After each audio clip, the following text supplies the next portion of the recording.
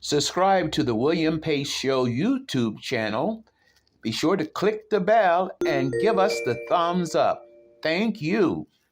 The William Pace Show through the years has been a beacon of light in the Midwest, taking you to such destinations as the Navy Pier, the Palmer Hilton Palace Hotel, the German Village, the Showboat Majestic Theatre, the Ohio Village, and the Krohn Conservatory. There's always something cooking in the kitchen on the William Pace Show. Some of the biggest stars, entertainers, and political figures like B.B. King, Jimmy Walker, Bob Carlisle, Patti Austin, Mr. T, Whitley Phibbs, and Congressman Tony Hall have appeared on the William Pace Show. Now, without further ado, we proudly present the William Pace Show on CATV, coming to you from the heart of the Midwest. The William Pace Show, asking the questions you want to ask, getting the answers everyone wants to know. It's a new season of the William Pace Show. We're raising the bar with more commitment to educate, inform, encourage, inspire, empower, and help you have your best life. Everyone deserves to have their best life. I'm just staying the course. Here we go.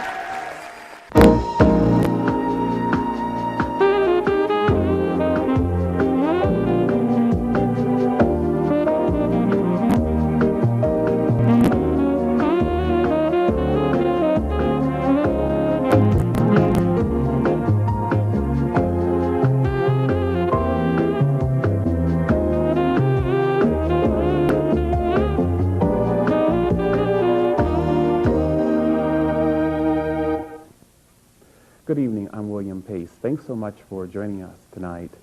As you know, we always start the show out by reading letters from the viewers, and I would like to take this time to encourage you to write. I love receiving your letters, and I promise to write you back. To write to the William Pace Show, write to P.O. Box 3644, Dayton, Ohio 45401. That's P.O. Box 3644, Dayton 45401. If your letter is chosen to be read on the air, you'll receive a gift from the show. The letter tonight comes from Rhonda Kozar, and she's from Beaver Creek, Ohio. And she says, Dear William, I just wanted to write to let you know I'm one of your biggest fans. Your show is carried on Friday nights in Beaver Creek, where we live. We never miss it. We particularly enjoy your singing and wish there more of it on every one of your shows. Thank you and keep up the good work.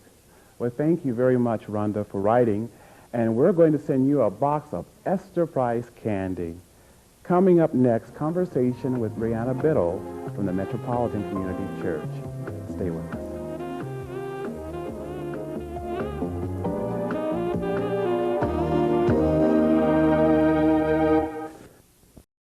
The William Pace Show through the years has been a beacon of light in the Midwest, taking you to such destinations as the Navy Pier, the Palmer Hilton Palace Hotel, the German Village, the Showboat Majestic Theatre, the Ohio Village, and the Krohn Conservatory. There's always something cooking in the kitchen on the William Pace Show.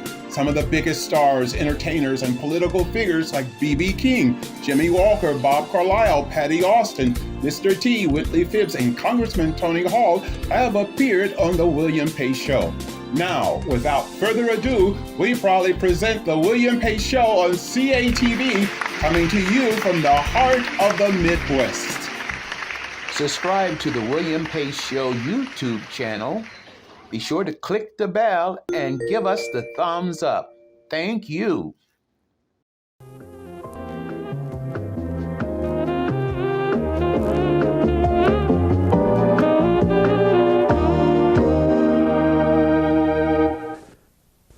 Recently, I emceed an old-fashioned ice cream social at the Metropolitan Community Church, Dayton Parish. And with me today is the pastor of that church, Pastor Brianna Biddle. Thank you so much for coming on today. Thank you, William. I appreciated the invitation. Now, how long has the Metropolitan Community Church been in Dayton? Well, we've been in Dayton since, actually, we're coming up on an anniversary because we've been in Dayton since December the 3rd, 1979. So we're about to celebrate an anniversary in a few days. Wonderful, wonderful. And you're located on East 5th Street? Right, we're in the historic St. Anne's Hill District, and we're at the corner of East 5th and McClure Street. We purchased that building about 6 or 8 years ago. It was a commercial building, and we renovated it, and we have a beautiful sanctuary on the first floor and offices and meeting rooms on the second floor. Wonderful. Now, the church primarily serves the gay, lesbian, transgender, and bisexual community. Right.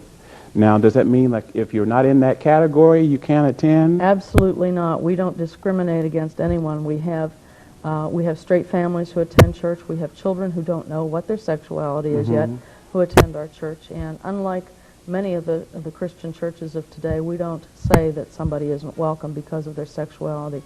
We encourage everybody who wants to have a better knowledge of God to come and worship with us. Let's talk a little bit about the denomination. When did the denomination start?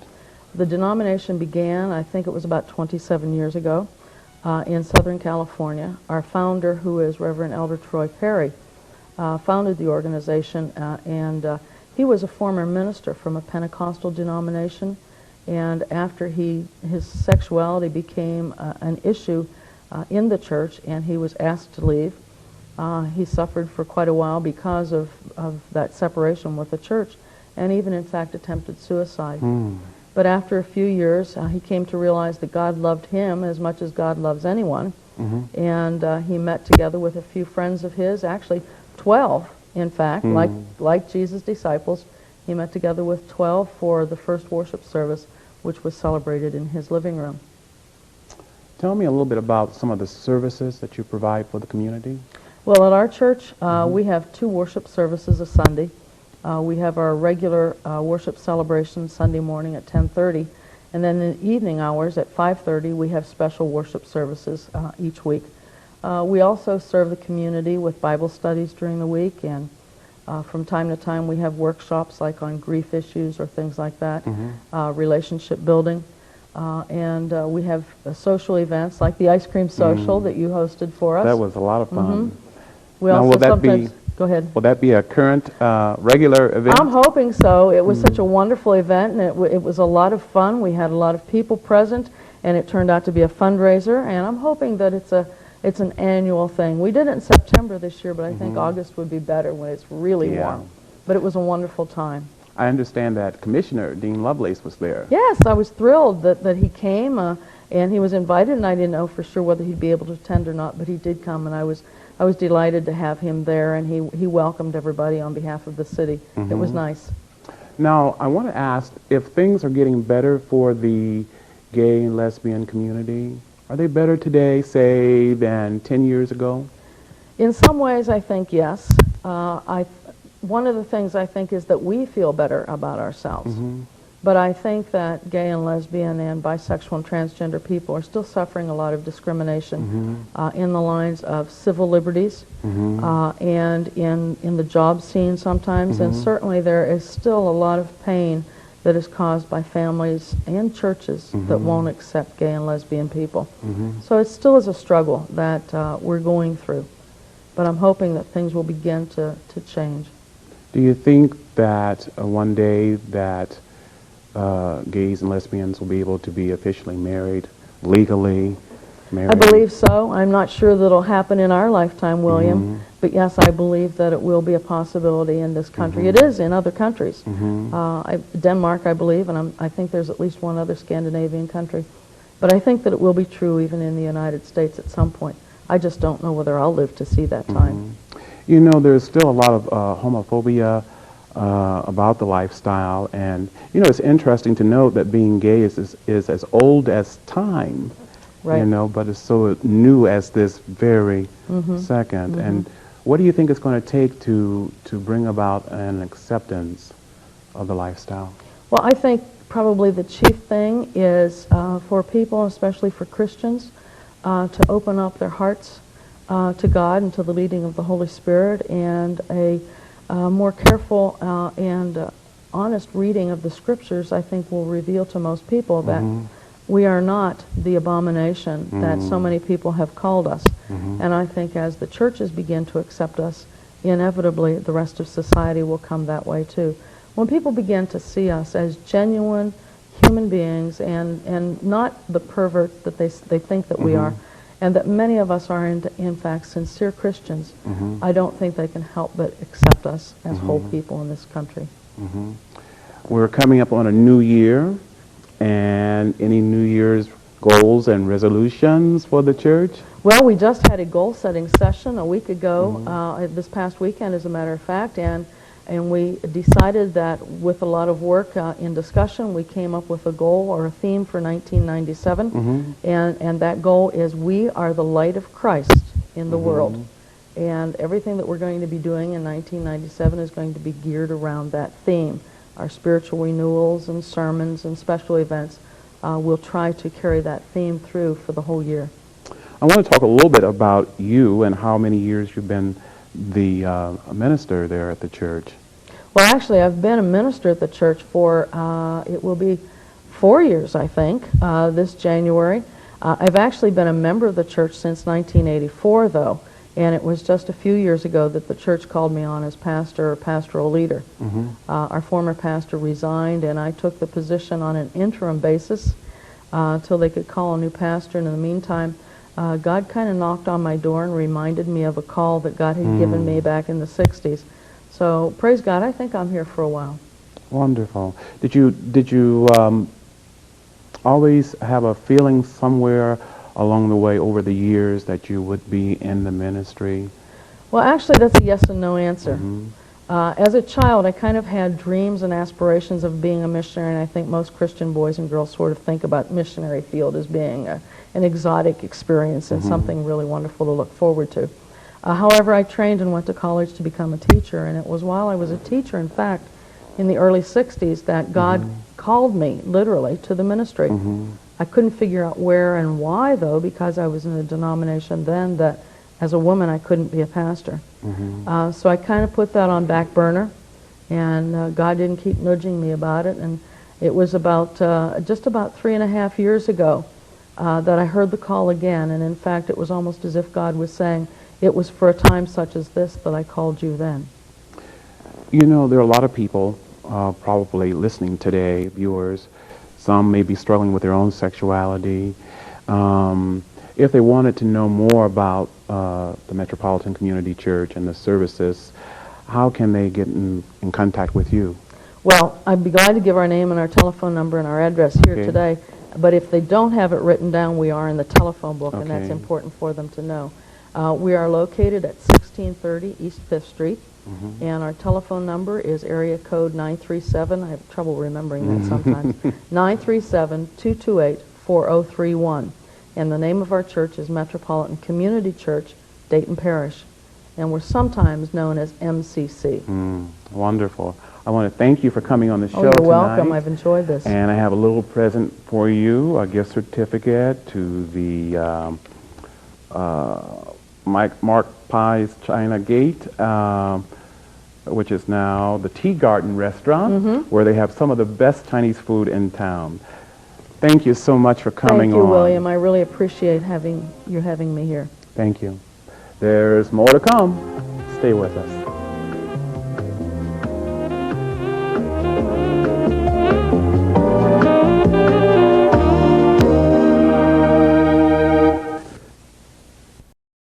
The William Pace Show through the years has been a beacon of light in the Midwest, taking you to such destinations as the Navy Pier, the Palmer Hilton Palace Hotel, the German Village, the Showboat Majestic Theatre, the Ohio Village, and the Krohn Conservatory.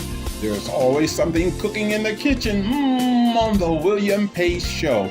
Some of the biggest stars, entertainers, and political figures like B.B. King, Jimmy Walker, Bob Carlisle, Patti Austin, Mr. T, Whitley Phibbs, and Congressman Tony Hall have appeared on the William Pace Show.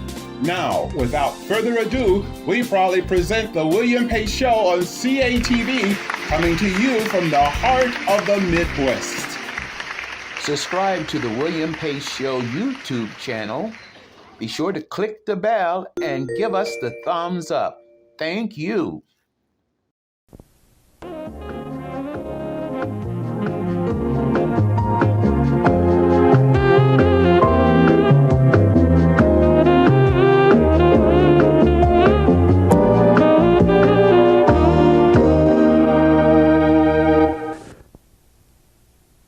My guest this evening is Clark Beck. He is an organ recipient, and you received a kidney transplant back in 1972? That's correct. Okay. Yes. And that prolonged your life. Do you believe if you had not received that, you wouldn't be here today?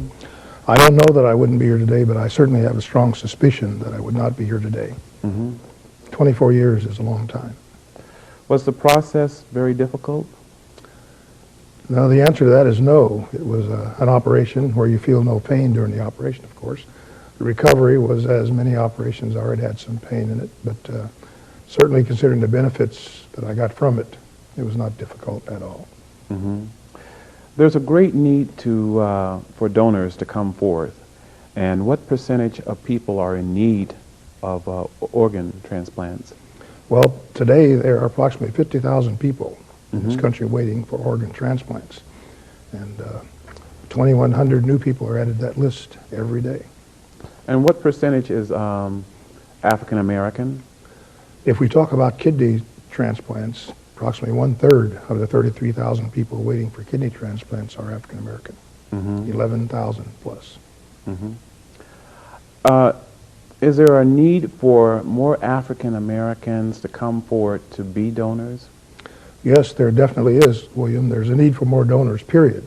But especially that need is felt in the African American community because such a large percentage of the people who are waiting for kidney transplants are African Americans. And personally, I believe that the probability of success of a transplant is greater if the donor and the recipient are the same ethnic group. Why is there a hesitancy of people on becoming a donor? Why are they hesitating so much? Well, William, different people have different reasons. Some of the reasons that people have quoted is that it was against the religion. However, the National Kidney Foundation has statements from every religious denomination which says that organ donation is okay with religion. Some people fear that the body of the donor will be mutilated, that which is not true. A regular funeral can be held with no evidence of any harvesting of organs having been done. Some people feel that they do not want to have their relative donate an organ because they would like for him or her to go wherever he goes whole and without missing any organs. Of course, none of these save the lives we're talking about saving with transplants. Give us the reasons that we need to be a donor. Well, there are several reasons why we should be donors, William. One is that we will improve, in some cases, we will save the life of a person who's waiting for a kidney because there are hundreds die every day still waiting for a transplant. Another reason is that even if that person might live longer, while they're alive, their quality of life will be immensely improved and make it worthwhile. With a transplant, a person can become a productive worker, providing help to the community, providing taxes and the economy, as opposed to being a burden if he or she has to stay on dialysis and cannot work. There are many more reasons also, but those are some of the most important ones. I want to talk a little bit about MODAP. I understand you're involved with that organization, and tell us what does that stand for? Yes, MODAP is a relatively new organization in the Dayton area. It stands for Minority Organ Tissue Donor Awareness Program.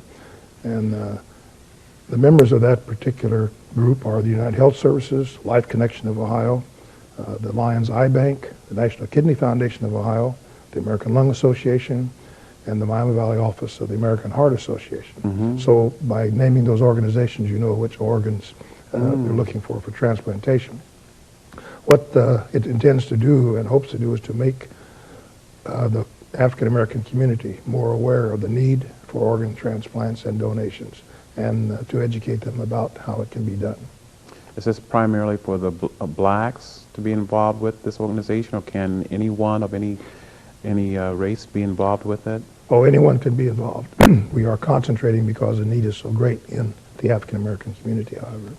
Now tell us where the meetings are held and when they're held. The meetings are held, I've forgotten the exact schedule now, but they're held at the United Health Building on Salem. And the dates are not all, the day of the month is not always the same. I've forgotten just when they are today. One other question I wanted to ask you is, If you are a donor, is there a cost that you have to pay to be a donor? No, there's no cost involved at all for being a donor. The organization which collects and harvests the kidneys pays all costs involved with the harvesting or taking of that particular. Now, if you are in the hospital and ill, the regular hospital services that would you'd be charged for if you had not donated will, of course, still be charged to the family. And the regular funeral services, if you donate, will be charged to the family, just as if the donation had not taken place. But there's no cost, additional cost required or involved at all for donating. Okay. We're coming up on a new year. And do you have any New Year's goals and resolutions? Oh, I have quite a few. I make new ones every year. After first thanking my donor, the cadaver from which I got my kidney, and others for making my last 24 years as enjoyable as they have been and give me the opportunity to do the things I've done. But I resolve each year to do more for other people Wonderful. than I did the year before, because someone did something wonderful for me by prolonging my life 24 years ago. Wonderful. I just want to thank you so much for coming on the show tonight, and we have a little gift for you. We're going to give you a box of Esther Price candy. Just what I need. Thanks so much for coming on tonight. Thank you. Thank you for having me. There's more to come. Stay with us.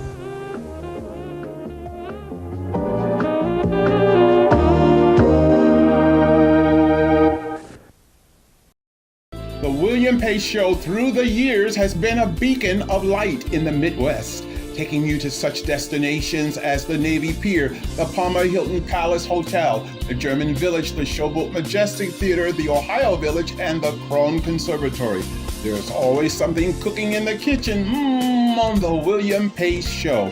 Some of the biggest stars, entertainers, and political figures like B.B. King, Jimmy Walker, Bob Carlisle, Patti Austin, Mr. T, Whitley Phibbs, and Congressman Tony Hall have appeared on the William Pace Show. Now, without further ado, we proudly present the William Pace Show on CATV, coming to you from the heart of the Midwest. Subscribe to the William Pace Show YouTube channel. Be sure to click the bell and give us the thumbs up. Thank you.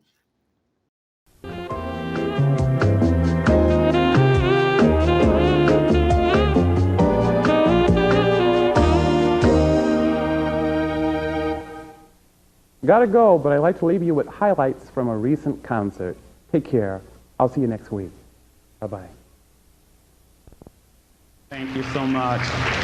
Thank you all so much for coming tonight. You're my fans. I sure appreciate that. It's always good to sing in your own backyard.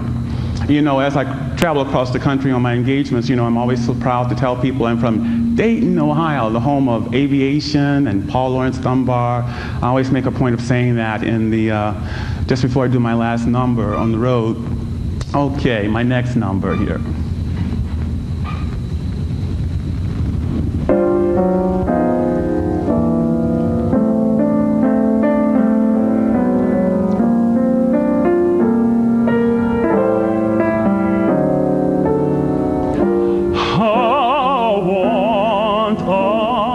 Sunday can allow a love to last past Saturday night. I wanna know that it's more than love at first sight. I want a Sunday kind of love.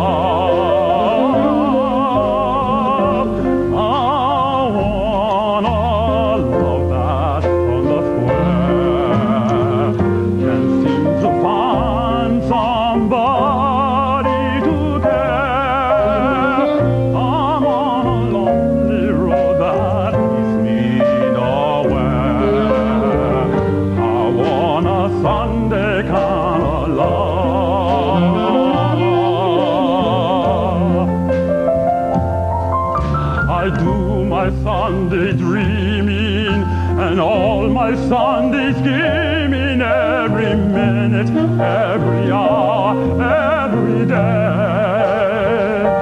I'm hoping to discover a certain kind of lover who will show me the way. My arms need someone to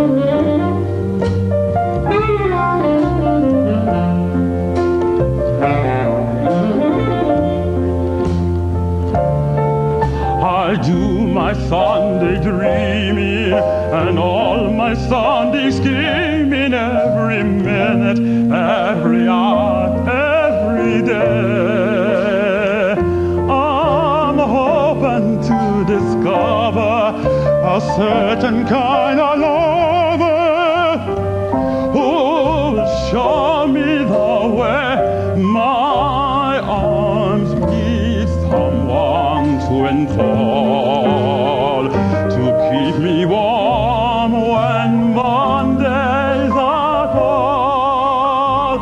A love for my life to have and do all. I want a Sunday kind of love.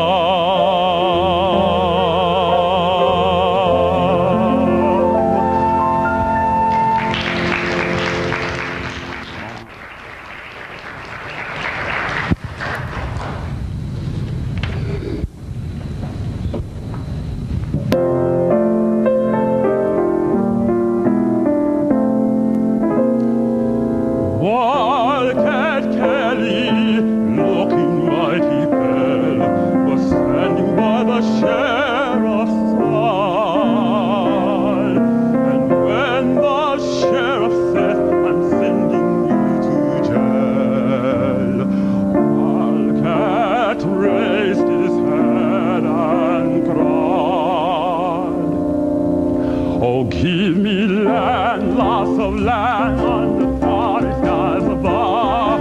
Don't fence me in, let me ride through the wide open country that I love. Don't fence me in, let me be by myself in the evening dream. Listen to the murmur of a cottonwood tree. Send me off forever, but I ask you please, don't fence me in, just turn me loose. Let me straddle my old saddle underneath the western skies. On my cayuse, let me wander over yonder till I see the mountain rise. I wanna ride to the reach where the west comes. Gaze at the moon until I lose my senses. Can't look at harbors and I can't stand fences. Don't fence me in.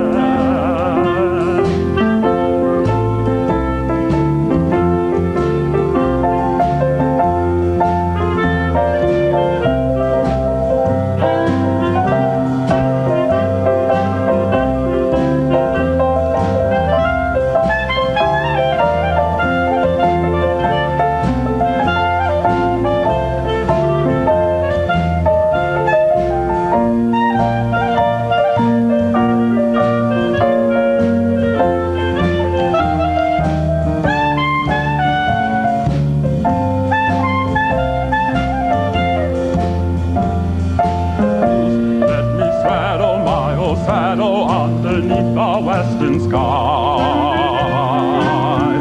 On my cayuse, let me wander over yonder till I see the mountain rise. I wanna ride to the ridge where the west commences. Gaze at the moon until I lose my senses. Can't look at harbors and I can't stand fences. Don't fence me, don't fence me, don't fence me in.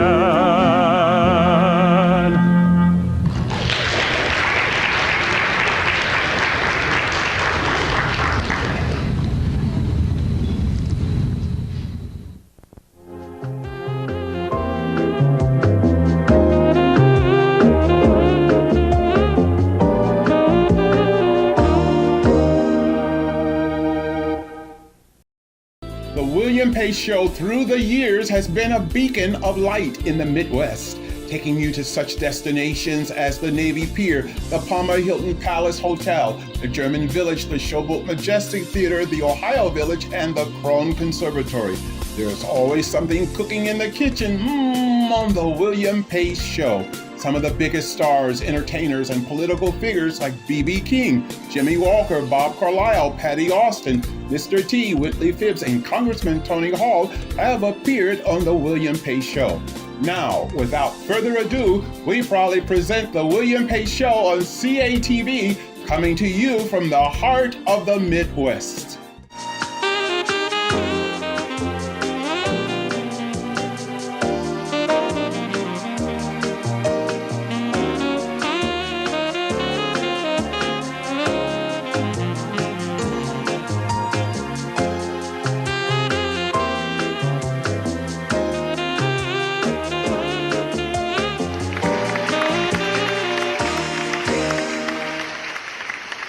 Subscribe to the William Pace Show YouTube channel. Be sure to click the bell and give us the thumbs up. Thank you.